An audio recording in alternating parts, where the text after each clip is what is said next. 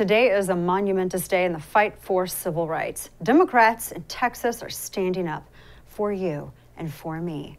They're heroes like MLK, like Nelson Mandela fighting apartheid. Yes, like Moses leading the Jewish people out of slavery in Egypt. Only instead of a pillar of fire going before them, they will board a private jet headed not for the Red Sea, but Washington, D.C. Surely Hollywood will make an Oscar-winning movie out of it this year. Maybe they'll even call it Braveheart 2, because Hollywood is out of ideas, but I digress. Kamala Harris even had to stop to comment on this monumentous sacrifice that Texas Democrats are making on behalf of freedom. Here she is.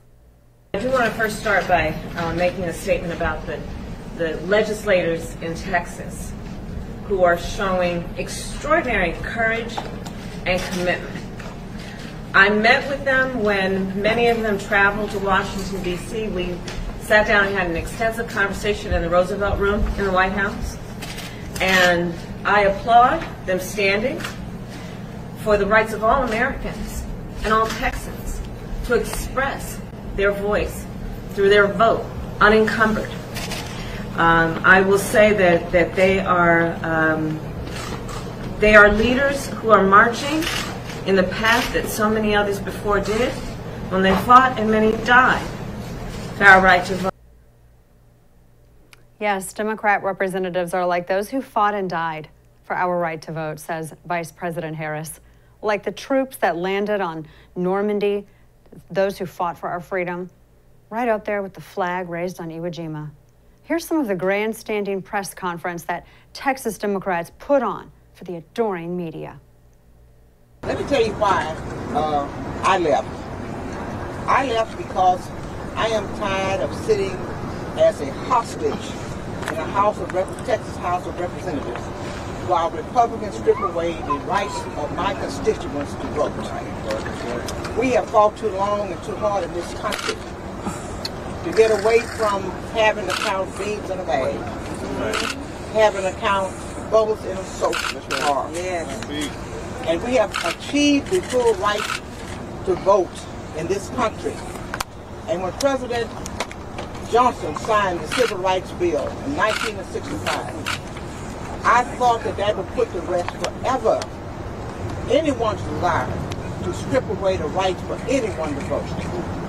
When I look at the fact that we go to Iraq to fight a war and give those persons the right to vote over there, and yet in our own homeland we have citizens who are a part of this country, the fabric of this country, we want to strip away their rights. And that is the reason why that we are refusing to be allowed to remain Republican hostages in the Texas House of Representatives. Yes, they have fought too hard to let there be sensible and fair voting laws, like, I don't know, having voting times and the days be regular across the state of Texas, and also add additional hours to early voting. Just strips away votes when you do that. So the Texan Democrat representatives courageously boarded that cushy private jet with no masks, something you and I'd be arrested for, and they headed to Washington to fight for all Texans' right to vote, even people who are dead and don't live in Texas, because they should also have the right to vote too. Anyone, yes, everyone should be able to vote, even if we can't be sure who they are because they have no ID. In fact, many Democrats are saying that Republicans shoring up voting laws with oppressive rules, like just simply producing an ID to vote, is the greatest threat to democracy ever. Just like January 6th was the greatest attack on our country since the Civil War. Bigger than 9/11, bigger than Pearl Harbor, bigger than anything. Is anybody else buying this? Are you? I mean, it's kind of hard to watch, right? It's like a friend descending into madness. And we all know that part of being a Marxist Democrat is being very narcissistic, someone who thinks that they are more moral than other people. But this, which we are witnessing, this is chef's kiss, a whole new level of performance art. Take a look at this virtue signaling on Capitol Hill from this morning. Watch if you can. We'll overcome. We will overcome. We will overcome someday. Deep in our hearts.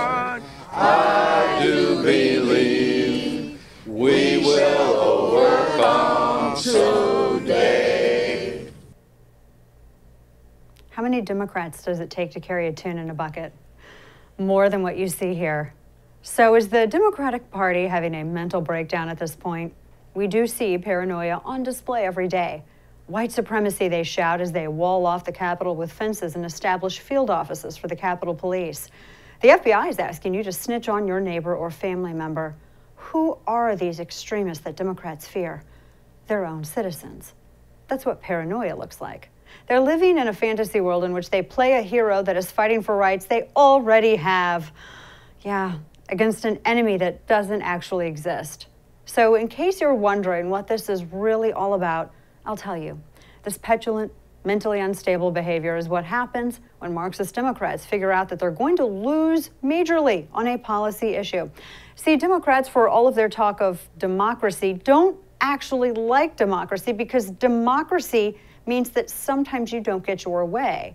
And in this case, Democrats are upset that Texas Republicans want to ensure that the sloppy election of 2020 doesn't happen again. And by the way, they're also, again, making sure that county by county, all of the voting times and laws and regulations are the same. And also they're adding on additional hours to early voting, which somehow is oppressing people.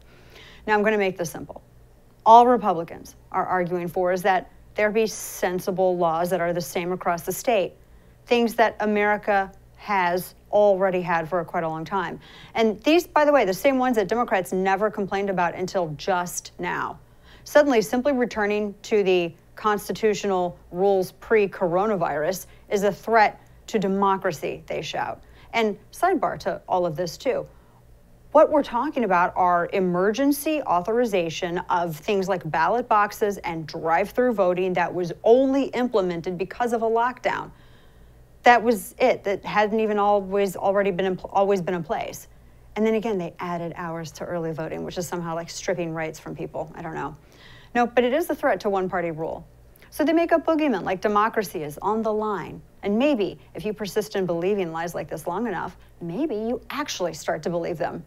Democrats are growing increasingly irrational, even with talking points on voting. And to prove how insane this whole temper tantrum is, think about it. They want you, the everyday American, to think that they are heroes because they boarded a chartered private jet for D.C., which I'm positive they had to show identification to get on just for the manifest. And of course, they made sure that you saw them bravely take flight because they took selfies every second.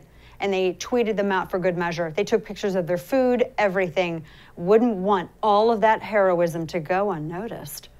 After all, these heroes will be painted on the ceiling of the Sistine Chapel someday, and we'll need to know what their oppressive private jet ride at the expense of Texas taxpayers looked like for history.